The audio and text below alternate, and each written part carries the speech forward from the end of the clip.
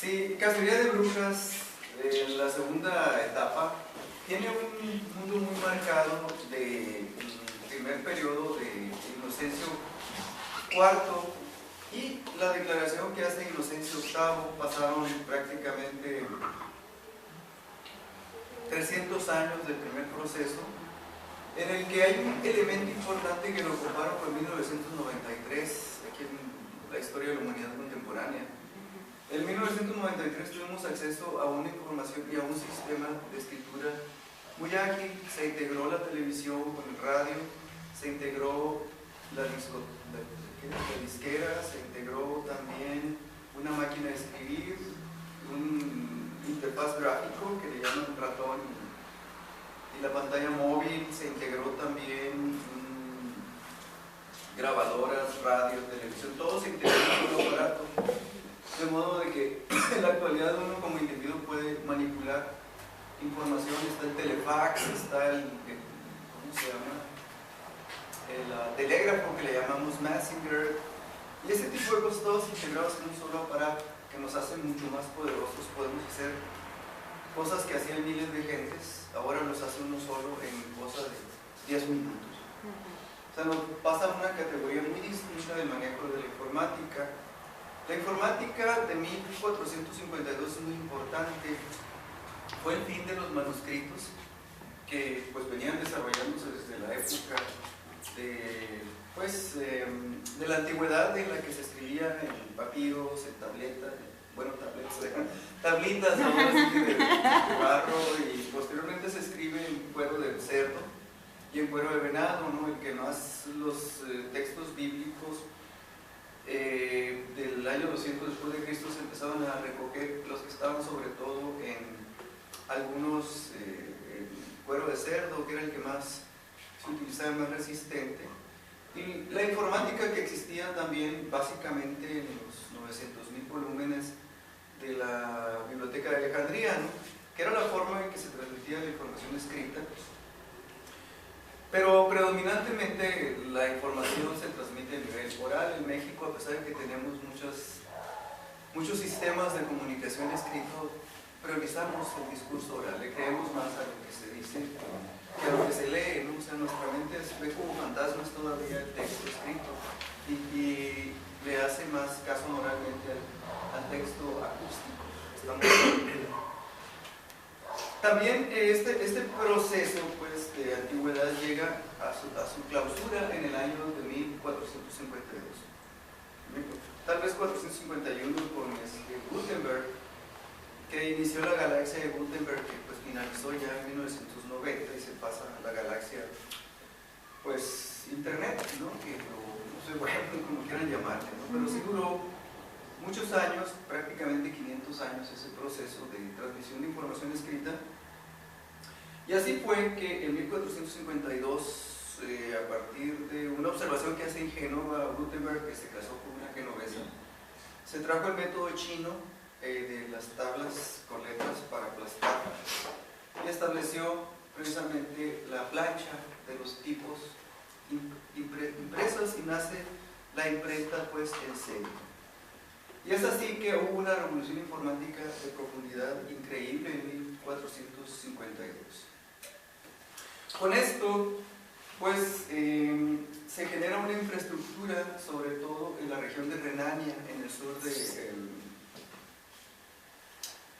Alemania, que de algún modo tiene un recuerdo de lo que sucedió en la Italia de 1270. En 1270 se pone la primera fábrica de papel, ¿sí? Y tenemos uno de los primeros resultados de informática ya escrita de un personaje llamado Dante Alighieri, que podían escribir sobre papel, no sobre cuero de cerdo ni de venado. Era carísimo, era casi imposible, o sea, tener papel, pero ya cuando se hace un papel todo doblado, así, porque eran plastas así de... ¿Dónde dices lo que fue esto? En Génova. En Génova, ok. No, fue en Venecia. Ah, en Venecia. Fue en Venecia donde se hizo la primera fábrica de papel en 1270. Okay. Ese papel era así con un poquito de alambre de plomo en el medio, todo boludo, así, no es como el papel ahora que es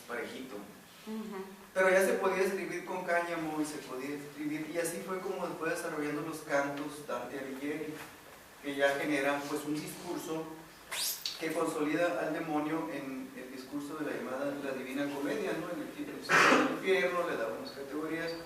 Luego viene una cuestión romántica de lo que fue un neoclásico de Boccaccio, que saca el Decamerón de Boccaccio, que era un libro pues, que se consideraba pues, prácticamente demoníaco, ¿no? Porque manejaba básicamente el sexo y la ridiculización de las buenas costumbres a través de experiencias italianas que lo llamamos nosotros actualmente cuentos, ¿verdad? Que eran los relatos de Decamerón. Luego viene una introducción de un discurso romántico con el poema Laura en esos mismos tiempos de Petrarca, ¿no? Que por cierto Laura fue de los parientes antecesores del Marqués de Sade, ¿no? Hay unos escritores más contemporáneos también asociados al de esta revolución informática generó un proceso que se llama el Quattrocento. El Quattrocento también tuvo un impacto una recomposición en cuanto a retomar el aspecto del clasicismo griego y el clasicismo romano llevado a la pintura por unos personajes alemanes, entre ellos, italianos, ¿cuál? El 480, ¿no? Del 400 uno es Sandro Botticelli, pone a Venus, ¿verdad? Sí. La vez Nacimiento de Venus. Nacimiento de Venus y así. Y hay otro, el Durero, que es alemán, ¿sí? Sí, es el Son alemanes que ellos van Durero con... en español, ¿no? Durero en español. alemán. Alemán. Sí. Albert Albert Dürer. Dürer. Apellido Durero, como... Es Albert Dürer, sí, pero es... Albert Dürer, ¿verdad? Ajá, Que sí. se traduce en Durero. Sí. Estos personajes empiezan a introducir en sus discursos el antiguo texto griego y los personajes empiezan a aparecer desnudos, especialmente Adán y Eva, y coqueteándole a Adán. Es decir, es una pintura de Quattrocento totalmente pagana, ¿sí? Y fue recriminada por el desarrollo después del discurso de la Contrarreforma. La Contrarreforma pues se opone a todo lo alemán en el sentido protestante. Pero el desnudo va descubriendo otra faceta del demonio, porque no era permitido desde los tiempos romanos que las personas se presentaran sin ropa. Claro, en la cuestión de la pintura y en el texto, porque realmente pues había muchas tribus desnudas, ¿no? Por todas partes, o sea, no crean que todo el mundo usaba ropa. Nada más por ponerles un ejemplo. Nada más en Europa, bien tapados. Aparte de que en Europa. Sí, pues, seguían. Pero en África, pues, y acá en los mayas, pues encueradillos, ¿no? Sí, aquí en México desde 1890 es cuando se empezó a vestir la gente aquí. No usaba ropa, la mayoría. Lo que pasa es que ya con los años 870 empezó a generarse un rollo de manta, que eran los talleres nacionales, que hacían un rollo de manta, pues todo el mundo se vestía de manta, los que tenían para manta, o bueno, a los que les importaba, pero las tribus seguían sin ropa, ¿no? Hasta que llegó la industria textil que dijeron, a ver, el que no use zapatos se va a la cárcel, el que no use pantalón a la cárcel. Y el consumismo. O sea, fue un rollo consumista, Sí. no es porque haya habido una revolución intelectual de que era malo no vestirse. O sea, más o menos similar la época también de los...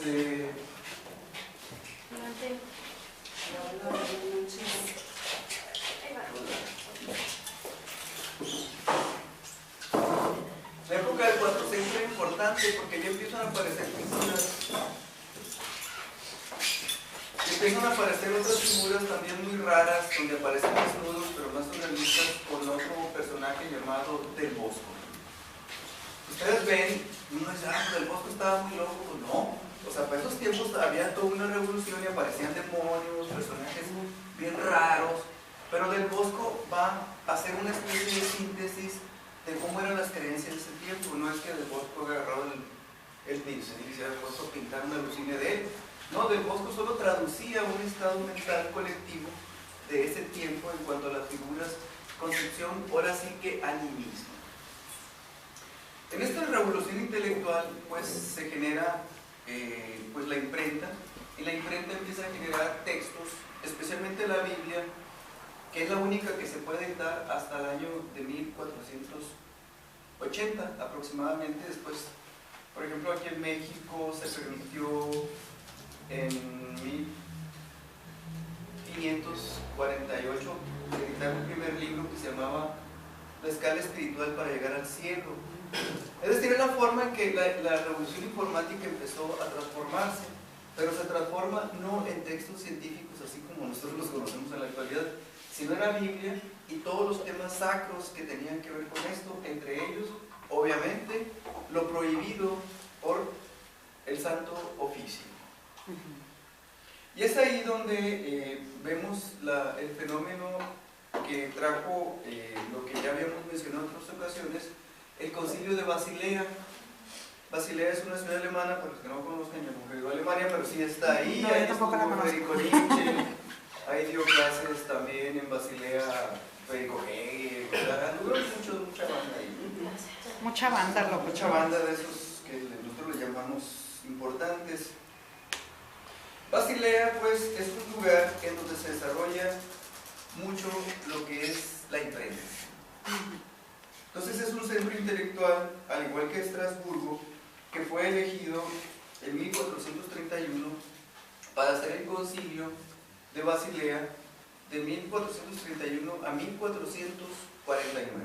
Es decir, duró aproximadamente 18 años de reuniones, de estar reelaborando la doctrina católica ya para esas alturas. Y pues esto trajo una serie de resoluciones, como uno de sus productos fue el Tractatus contra la secta Valdesium. Ese Tractatus empezó a desarrollarse en 1460 bajo los auspicios de este concilio. Este concilio lo clausuró otro personaje llamado Inocencio VIII. Recordamos que Inocencio IV fue el que inicia el primer combate contra las brujas en el año 1260, y ya en el año de 1449 es cuando se da ya una orientación, digamos, más consolidada de lo que es este aspecto más desarrollado. Y Inocencio VIII, pues ya saca una bula en 1484 que se llama la bula Summis Desideratum Affectivus. Ese fue el punto que genera 2 años después Maleas Maleficarum. Esta Summis Desideratum Affectivus recogía pues la traducción de la idea del diablo y la idea de los brujos, básicamente del llamado aquelarre, ¿sí? que fue muy tratado por el concilio, desarrollado en Alemania. Para estos el eje político central estaba en Austria y en un reino que era de Saboya. En este caso se había nombrado un antipapa. Este antipapa se hacía en el sentido de que se podía siempre estar oyendo lo malo de alguien para poder desarrollar posteriormente un discurso ya más desarrollado. Oye, tengo una duda, Lalo. Sí. En ese tiempo yo tengo entendido que había 2 papas siempre, ¿verdad? Que era uno francés y uno italiano, ¿verdad? Sí, que era donde todavía la Iglesia Católica no se ponían de acuerdo y se peleaban entre Francia y Italia, ¿verdad? ¿Cuánto tiempo duraron los franceses con sus papados? Por eso, casi 100 años, por eso mencionaba el eje político de Austria que llegaba a Saboya, o sea, lo que ahora es la región, bueno, lo que fue Italia. Porque eso venía desde el Imperio Bizantino, donde estaba el cesarpapismo, que era el mismo emperador el que hacía la función de papa, y le valía la Iglesia Católica. Es cuando también se separan de la Iglesia Apostólica Católica y Romana y la ortodoxa griega. Y luego Francia, desde Carlomagno, que pide ser coronado por el Papa, y negocian que Francia sea católico porque acuérdate que el Papa era el que otorgaba, sí, acuérdate que las monarquías eran por derecho divino, entonces era la autoridad del Papa el que le otorgaba el reino para tener su gobierno y poderlo heredar. Entonces, y la verdad es que Francia nunca fue católico por convicción, o sea, lo era por cuestión política. Sí, pero les estuvieron dando guerra al menos 100 años. Más o menos 100 años en ese enredo, por eso se nombraba un antipapa, que era el italiano, bueno, de Saboya. Y hasta Napoleón, ¿no? Napoleón tenía la educación primaria, era católica. Sí. Ya después la secundaria militar y la universidad era napoleónica. Pero era por conveniencia de intereses políticos. De intereses políticos, como siempre. El papa y el antipapa que existieron durante el concilio digamos, de Alemania, de Basilea, fueron Félix V, que era el antipapa, ¿sí? Y inclusive lo destronaron en 1442 y él renuncia al antipapado o al papado en 1447. ¿Sí? Y el que sigue en vigencia es precisamente Eugenio IV, que es el papa muy probablemente francés, que es quien ejercía el poder. Y pues realmente de algún modo nos explicamos de por qué está en Basilea también en ese centro intelectual. Así tenemos que ese concilio es bien importante, que ustedes puedan abundar, puedan entrar en internet para ver las bulas papales y las resoluciones para poderse explicar cómo se consolidan las bases epistémicas o las reglas para construir Maleas Maleficarum. ¿Por qué fue creíble ese texto? Que no fue un texto, digamos, a la buena de Dios, sino que fue pues parte de la bula sacada ya en 1484, ¿no? Por Inocencio VIII. Hay algo que nos hablan precisamente de este combate. Hay una ciudad que se destaca mucho en Francia, que es Arras. No sé si hayan visitado esa ciudad, Arras.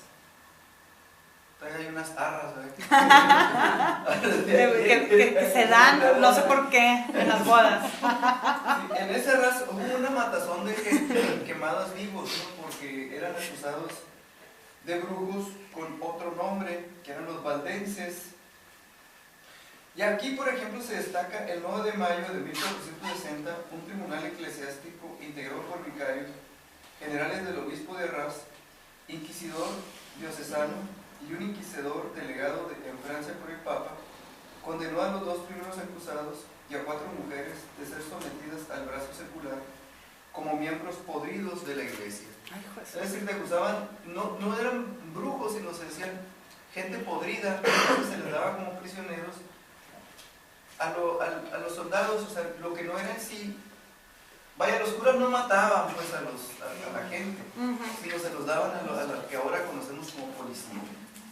Y eso es a recomendación del poder eclesiástico, pues los metían al código penal, entonces les inventaban cualquier cosa.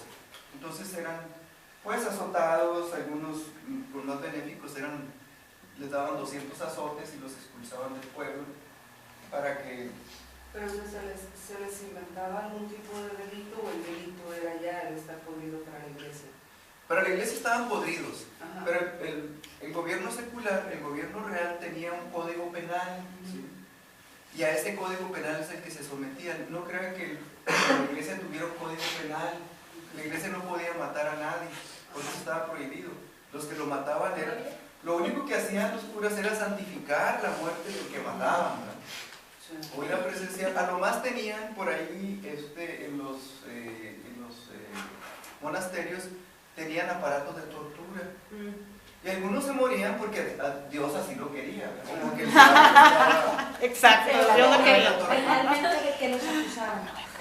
Los acusaban de, ¿cómo se llamaba? De delincuencia, así, de delincuencia común. Ok, o sea, les colgaban cualquier cosa, no era el delito el estar podrido para la iglesia, o sea, te señalaban y ya se encargaban de inventar cualquier cosa.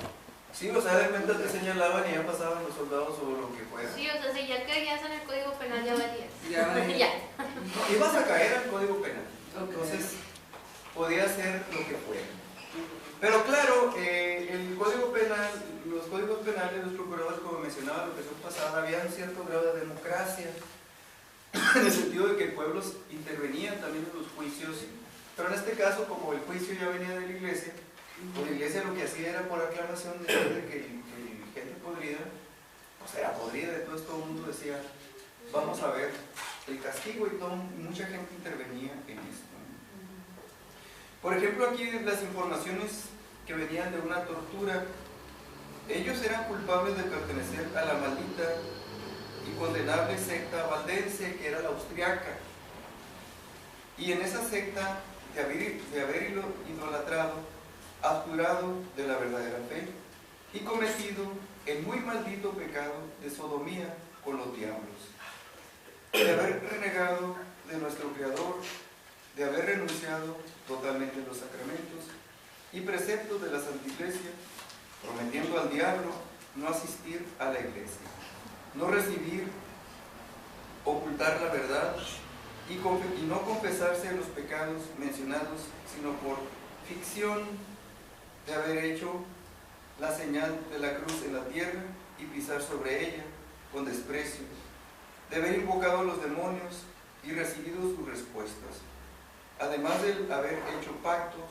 promesas, oblaciones y homenajes en los citados diablos, y de haber hecho en su mandamiento muchas otras cosas viles e ignominiosas contra el honor y la reverencia de nuestro Creador, y de haber usado condenablemente el santo sacramento del altar.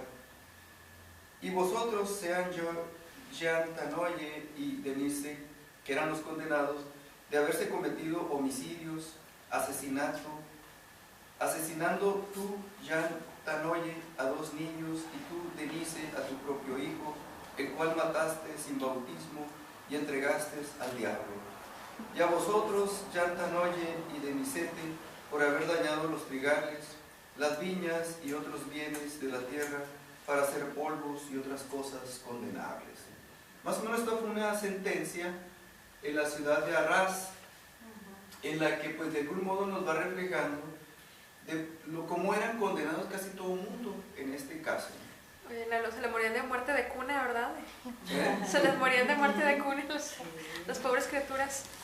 Sí, pues en ese tiempo la incidencia era bien grande de muerte. Nada, no tapaban bien al huerco, eso era lo que pasaba. Le querían echar la culpa al vecino. Y recordemos que en aquellos tiempos las epidemias, Había penicilina. La peste bubónica. Bueno, ese fue todavía más para atrás, pero sí había toda esa cuestión. Tenían 10 hijos para que les vivieran 3. Sí, ¿verdad? Sí. Qué fuerte. Sí, Todavía en los ranchos. una de las cosas de los polvos mágicos era hacer maleficios a las siembras, y una vez que se secaban las plantas, ellos, los llamados brujos, las molían y hacían sus pócimas para convertir a la gente en rana, o en sapo, o en perro, o en caballo, en fin. Eso era lo que la iglesia decía. ¿Eh? Eso era lo que la iglesia decía. Sí, es lo que decía, pero aquí lo que destaca precisamente que había una especie de acusamiento de asesinato. Entonces, todo eso fue poco a poco traducido al Maleas Maleficarum en el año de 1486, donde ya van, el Maleas Maleficarum fue escrito sobre la base de pregunta-respuesta. O sea, no era así un discurso que se dijera esto es, sino ante cada situación se daba una respuesta. No, y hasta estuvo prohibido ese mismo libro por el mismo Papa. ¿Verdad? El Maleus Maleficarum al principio. Probablemente porque el libro no circuló mucho antes de la Reforma, es decir... Se hizo más famoso por las publicaciones y se regó más entre la gente, pero ya creían que por estar escrito era la ley. Entonces, pues, ya ni le hicieron caso al Papa. Fue mucho la parte de las cosas que hizo Kremer por debajo del agua, del avalúo de los intelectuales, de incluir la bula papal que no avalaba el libro, pero él como quiera la puso, y del morbo de la gente, que fue lo que... No, primero fue aprobado por el Papa. No, es que Kremer agregó una bula papal que no tenía nada que ver. Era falsa. No era falsa, sino que no hablaba de él, no tenía que ver con el libro, y él añadió como si el Papa avalara el libro. Bombón. Sí, entonces eso fue lo que le dio también esa fuerza. Incluso los intelectuales que firmaron, muchos ni firmaron, eran firmas falsificadas. Eran firmas falsificadas, se comprobó después que las firmas de los del coautor, que era un maestro de la universidad, fuera así como que le dio chance, ¿no? Sí. Kremer, y fueron muchas cosas corruptas que hizo para darle popularidad al libro, que en realidad no tenía ni que ver ni con la iglesia.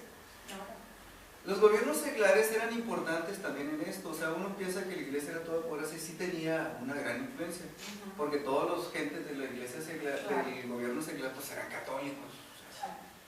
O sea, pero esto es importante porque había un estilo de fuerzas. Por ejemplo, aquí se piensa que las mujeres indias eran violadas por el sol y no hacían vestir. No, había muchas demandas por violación que metían las mujeres en los tribunales seglares o seculares que traían los españoles, y muchos españoles iban a la cárcel por violación de mujeres indígenas, cuando a nosotros nos han dicho, no, es que estos hacían y deshacían. No, Ajá, es cierto, sí, es cierto. No era tan fácil.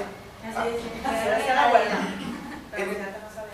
En el caso de Toynbee, que mencioné ahorita, que lo mencionaron por asesinato, por maleficios, todas esas cosas, ese tribunal era un tribunal ultra dentro de la iglesia, y aquí vamos a ver cómo el gobierno secular o el parlamento francés de París tenía que ver también en estos aspectos de prohibir o permitir que procedieran estas acusaciones de la iglesia. Me permito diciendo, después de la ejecución de John Tournegey y de las otras 4 mujeres, continuaron las investigaciones sobre la fidelidad de sus confesiones. Es decir, los mataron, pero todavía siguió a revisión, como el caso de Savonarola en 1490. ¿Sí? 1490. Lo mataron, lo quemaron vivo, primero lo colgaron, luego lo mataron vivo. Pasaron 3 años y lo eximieron de pecado. O sea, ya dijeron era inocente. Él solo quería una iglesia mucho más pura.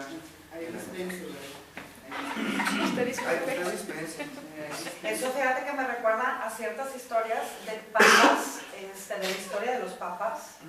No recuerdo ahorita porque son demasiados, pero fue así como a 4 de ellos que ya estaban muertos, los sacaron, los exhumaron, les hicieron no sé, juicios. Los quemaban, les hacían todo, pero ya después de muertos, o sea, estaban bien locos, estaban bien creepy. Así era la forma. Así era la forma. Y yo, ya está muerto, o sea, lo van a colgar, luego lo van a otra vez a quemar, y luego lo van a enterrar otra vez, no entiendo. Pues está muy, muy chistoso el proceder, ¿verdad?, de la iglesia. Por eso era muy complicado, y es interesante este caso porque pensaban, para algunos sectores pensaban que el alma seguía en el cuerpo. ¿Sí? Y para los que quemaban, los que ordenaban quemar vivos, o sea, los que preferían que quemaran vivo a la gente, es porque el alma quedaba liberada y se iba al cielo, por eso le ponían la cruz enfrente mientras se chicharraba, ya su alma salía del humo hacia el cielo, ¿verdad? Pero otros decían que no, que ahí estaba. Por ejemplo, los testigos de Jehová dicen que se muere la gente, se muere el cuerpo y se muere el alma. Y otros dicen que no, se muere el cuerpo, pero el alma está. Por eso hay que poner una cruz para que no se la lleve el diablo. Sí, porque llega el diablo por abajo y te llevas.